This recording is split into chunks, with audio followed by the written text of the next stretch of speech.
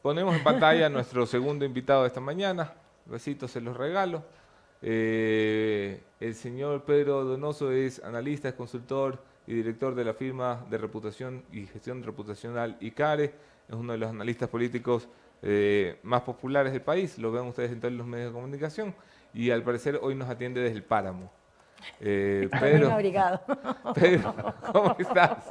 ¿Cómo está la cosa del Páramo? Hola Anderson, Mónica, bien aquí en las alturas del Chimborazo, atendiendo la Así te invitación veo. gentil de la posta. O sea, sí Me muero yo de me he puesto frío, chaqueta, pero tampoco para tanto, ¿no? estoy viejo ya, me muero de frío, ¿qué quieres que te diga? A ver, Pedro Donoso, empecemos por el principio. Conversábamos aquí hacía no tanto tiempo, casi un mes, eh, y hablábamos de el segundo año de lo que proyectaba iba a ser el gobierno de Guillermo Lasso. No sabíamos entonces que finalmente se iba a concretar el cambio en la presidencia de la Asamblea, que finalmente esa mayoría que dominaba la Asamblea iba a hacer algo inteligente, a mi juicio, que es ponerse a legislar y a fiscalizar en favor de quien sea, pero ponerse a actuar para que haya algún tipo de acción. No sabíamos que iban a empezar a salir eh, las primeras nociones de que algo está pasando en el gobierno nacional. Hay denuncias del asambleísta Almeida todavía sin ningún tipo de documentación contra personeros de Carondelet. Ha habido videos públicos de disputas en el interior del oficialismo por cargos públicos, algo que se va a empezar a investigar, según nos informaron ayer, tanto desde el oficialismo como desde la oposición en la Asamblea Nacional. Y con todo este larguísimo contexto, lo que quiero es, estamos en una nueva etapa. El gobierno y la oposición han entrado en una nueva dinámica. Es una, digamos, gran pregunta, porque yo creo que la dinámica más bien se mantiene, ¿no? Es decir, el cambio finalmente de la presidencia de la legislatura no responde a una nueva dinámica, sino finalmente al fin, ¿no es cierto?, de la primera etapa que fue destrabar el proceso, digamos, de funcionamiento de la Asamblea. Eso, digamos, no destraba totalmente, porque la gran pregunta ahora es, ok, ¿quién va a ocupar la primera vicepresidencia? Y otra vez la tensión política empieza, digamos, a tomarse legislativo. Y en el sentido finalmente también de los temas de corrupción es interesante, porque el problema de la corrupción en el Ecuador es que tiene dos elementos, ¿no es cierto?, en mi criterio. Primero, que a veces es estética, ¿no es cierto?, y de bando político, es decir, mucho depende de quién la comete para categorizarla como un acto de corrupción, ¿no es cierto? Y la otra es el timing. No nos olvidemos que el gobierno ya tuvo que enfrentar dos procesos que quizás pueden resultar insignificantes en la discusión política, pero que representaban algún tipo de representación de corrupción, valga la redundancia, ¿no es cierto? La primera Ujú. era el presidente del gobierno de Galápagos, ¿no es cierto?, falsificando su prueba PCR, y la segunda, la denuncia que ustedes bien hicieron con respecto de la negociación del cargo de viceministro de Agricultura. Es decir, los procesos de corrupción siempre van a estar presentes en la dinámica del poder, finalmente. Ahí la gran pregunta es cómo reacciona, ¿no es cierto?, el gobierno para desmitificar y sobre todo para cuidar su reputación. ¿Qué es la reputación? La reputación es el activo intangible más importante de empresas, gobiernos, actores políticos, etcétera, y uno la tiene que cuidar y la tiene que blindar de futuras crisis. Uno no puede evitar que hayan crisis. Uno lo que hace es blinda la reputación para que esas crisis no te golpeen. Ok, Pedro, esto es muy interesante, porque claro, una de las cosas que el gobierno se pone como medallita en el pecho hoy es, ok, sí, no generamos empleo, ok, sí, nos están matando, ok, sí, no tenemos relación buena con ningún tipo de institución, ok, todo es una crisis, pero no somos corruptos. Ese imaginario me parece una apuesta de alto riesgo, porque el día que se desmorone, a lo mejor el gobierno se queda sin nada que lo sostenga. Hoy es una medalla que les juega a favor, y es verdad. Eh, pero ¿no te parece que en cualquier momento se puede venir abajo, además sin necesidad de que el presidente salga salpicado? Totalmente de acuerdo, digamos. El problema que más enfrentan los gobiernos y los políticos es el manejo de la expectativa, ¿no es cierto? ¿Por qué? Porque tú divides, el mundo está dividido en dos, digamos, cuando uno administra crisis y maneja reputación, lo que tú puedes controlar y lo que no puedes controlar. Muchas veces yo siento que los anuncios del gobierno han sido sobre cosas que no puede controlar, pero que lo posicionan en el imaginario como algo ya concreto, como algo ya logrado. ¿Qué quiero decir con esto? Por ejemplo, yo creo que de los mayores problemas que se enfrenta ahorita el gobierno es el índice de contagios empieza a aumentar finalmente en Quito. He visto algunas cifras, ¿no es cierto? Y eso desmonta el gran logro que el gobierno se puso como camiseta, que fue nos quitamos las mascarillas y vencimos de la pandemia, cuando es algo que está fuera de tu control. El segundo, por ejemplo, por poner un ejemplo, ¿no es cierto? El tema del TLC con México. Ya la industria pesquera se ha bajado y ha pedido la exclusión de las mesas de negociación. Entonces, cuando tú anuncias algo que vas a concretar, pero que no has concretado aún, y creas una expectativa, muchas veces como no está bajo tu control, tú puedes perder. Y es exactamente lo que tú dices. Es decir, el control de combate a la corrupción finalmente no está basado en lo que tú puedes hacer, porque, digamos, el presidente de la República tiene que elegir entre 7.000 a 9.000 funcionarios a nivel nacional. Entonces es algo muy complejo de controlar. El punto es cómo tú reaccionas finalmente para manejar esa crisis, ¿no? Y yo creo que ahí le pasa factura el poder ponerse, por ejemplo, una camiseta y decir este gobierno por lo menos no es corrupto, porque de una u otra manera van a haber casos de corrupción. Ahí el punto es ver la reacción del gobierno, cómo combate el gobierno, cuál es su política pública para combatir la corrupción, algo que aún no hemos visto, ¿no? Hola Pedro, ¿cómo estás? Te saluda Mónica. Pedro, yo quisiera saber tu opinión sobre el encuentro por la seguridad que se llevó a cabo aquí en Quito, justamente que fueron convocados los representantes de los gobiernos locales y los prefectos a nivel nacional. Eh, Ellos dijeron que en realidad esa reunión no sirvió para nada porque no habían dicho nada nuevo. Yo quisiera saber cuál es tu opinión y quién terminó ganando esa reunión. Hola Mónica, qué gusto verles. Es muy interesante este tema, ¿no es cierto? Por dos Sí. razones. Primero, porque el gobierno, a veces siento que el gobierno siempre es bueno, ¿no es cierto?, en crear finalmente los anuncios, pero no dar seguimiento a los post-anuncios, ¿no? Es decir, el gobierno fue muy hábil en la política de vacunación, pero no en la política post-COVID. No pudo entender un Ecuador post-COVID, ¿no? Y yo siento que es exactamente lo mismo, por ejemplo, con los diálogos y es exactamente lo mismo con este encuentro por la seguridad. Es decir, la inseguridad ahorita es una realidad, ¿no es cierto? En la zona 8, Daule, Guayaquil y San Borondón, matan a una persona cada 3 horas. Y eso involucra finalmente que esa sea tu gran causa. Este gobierno debería migrar de ser el gobierno del encuentro al gobierno de las grandes causas, ¿no es cierto?, Okay. para aglutinar a todos. Es decir, nadie se puede oponer finalmente a establecer políticas públicas para combatir la inseguridad, que es, de acuerdo a los estudios demoscópicos de las encuestas, el segundo o tercer problema que más preocupa a la gente, ¿no es cierto? Entonces, es aglutinante. El problema es que tú llegas finalmente a esos encuentros sin una hoja de ruta clara para pensar en el post. ¿Qué va a salir de ese encuentro? ¿Qué es lo que va a hacer cada uno? ¿Cuáles son los fondos que van a destinar finalmente el gobierno a los gobiernos seccionales? Es decir, siempre se quedan finalmente en el titular y no aplican una hoja de ruta de este tipo de encuentros y de este tipo de diálogos. Y ese es un problema. Porque el problema no es el qué, sino el problema es, ¿y después de esto qué? Y yo creo que ahí, digamos, termina perdiendo el gobierno, sobre todo en esta coyuntura, porque esta coyuntura es una coyuntura preeleccionaria en donde muchos de los alcaldes que fueron a ese encuentro seguramente se van a reelegir. Y muchos de esos alcaldes necesitan una tarima de oposición al que sea, necesitan encontrar un enemigo común. Y usualmente ese enemigo común es el más débil. Y si vemos, por ejemplo, ahorita las cifras de valoración de gestión del presidente o de confianza en la palabra del presidente, siempre esa es la debilidad. Entonces, ahí los actores políticos en campaña van a atacar al más débil, que evidentemente resulta ser el gobierno. Pedro, por otro lado, yo estaba viendo que hacías público en tus redes sociales, justamente en Twitter, que o sea, el recibimiento o la llegada de la alcaldesa Cynthia Viteri era innecesario. Yo quisiera saber tu opinión, ¿por qué tú crees que fue innecesario traer los vehículos, la camioneta, justamente desde Guayaquil, acá a Quito? Y no sé, yo quisiera saber tu opinión.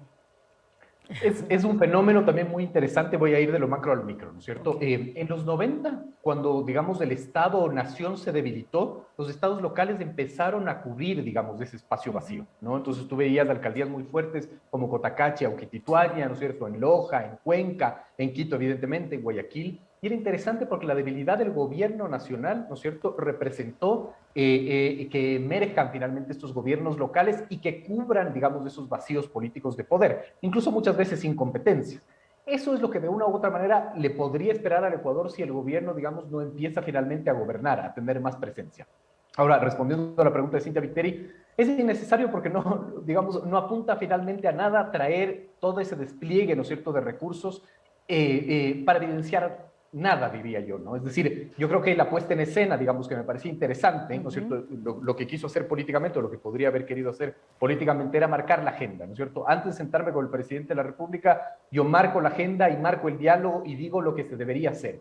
Sin embargo, no tiene ningún sentido traer todos esos recursos a Quito si lo podría haber hecho en Guayaquil, ¿no? Entonces ya hubo muchas críticas en redes diciendo, mientras la alcaldesa se llevó todas esas camionetas, ¿no es cierto? 3 muertes violentas, 6 muertes violentas sucedieron en Guayaquil. Entonces no tenía ningún sentido, ¿no es cierto? Esa puesta en escena yo la habría hecho específicamente en Guayaquil, en una zona peligrosa, y hubiera determinado que todos esos recursos se van a utilizar en Guayaquil, ¿no es cierto? Entonces me pareció que fue más un despliegue de un actor nacional en vez de un actor local. Y sí, Cynthia Viteri, como lo ha anunciado, es precandidata, digamos, no sé si no sé si su proyección nacional le sirve para hacer, digamos, o para fortalecer su liderazgo local, eso habría que medirlo, ¿no? Pero no lo vi como muy, no tenía mucho sentido ese despliegue de recursos.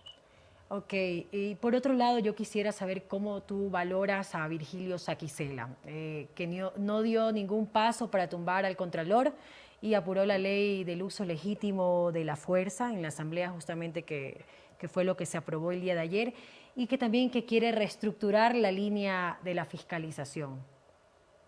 Un poco tu análisis al respecto. Sí, hay que ver finalmente cuáles van a ser las reacciones, porque sí es una gran incógnita a quién responde Virgilio Saquicela, ¿no es cierto? Es decir, no sabemos si es que está más ligado finalmente al correísmo, es decir, hay que ver cuál es su funcionamiento. Yo creo que la legislatura ahorita va a tener que enfrentar varios problemas, ¿no es cierto? El primero, el poder cohesionar una mayoría que le sirva para empezar, para definir y designar al primer vicepresidente, ¿no? Yo creo que el grave problema, como les dije anteriormente, es que el legislativo, el CAL, ¿no es cierto?, no era una representación real del Pleno.